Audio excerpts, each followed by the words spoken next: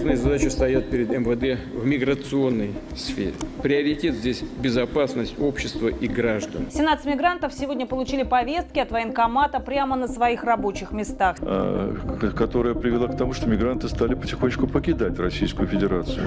На фронт с помощью облав загоняют мигрантов. Среди водителей было около 1500 мигрантов. Положили лицом в пол, заставили ползти на коленях. Кыргызстан требует...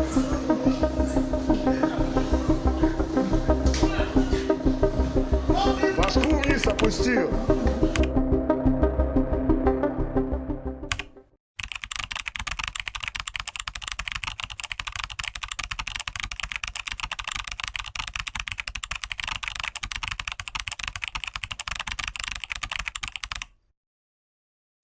Салам достор, бүгүнкү чыгарылышта биз миграция тууралуу сөз кылабыз. Өзүңүздөр билгендей, жакын арада эле Банияда болуп өткөн каргашал окуя десем болот.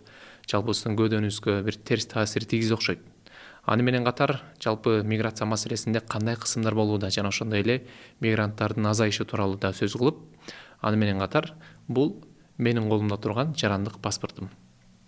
Ал эми бул паспортто мен каалагандай атымды өзгөртүп жана туулган жылымды жана ошондой эле бул жасалма жол менен даярдатып, өзүм сатып алып келдим. Мына ушул тууралуу сөз кылабыз.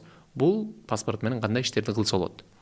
Жана ошондой эле биздин элчилик ал жакта турган кезектер, жана ошондой эле азыркы учурдагы маркумдар миграция маселесинде кандай жол менен Кыргызстанга келүүдө жана ошондой эле канча акча кетет. Ошол тууралуу сөз кылабыз. Биз менен бирге болуңуздар.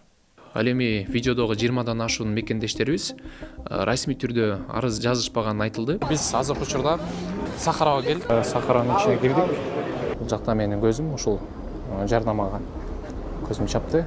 Элчиликке да барып көрдүк. Ал жерде кезек Сахарадан кем калбайт. Мекендештер балдарын Кыргызстанга алып кетүү маселеси менен келишкен. Мен билет алып учуп кетсем, контрольныйдан өткөрөбү деген вопрос. Короче, бүгүн даяр болот экен да. Жылдын 96 болуп калса,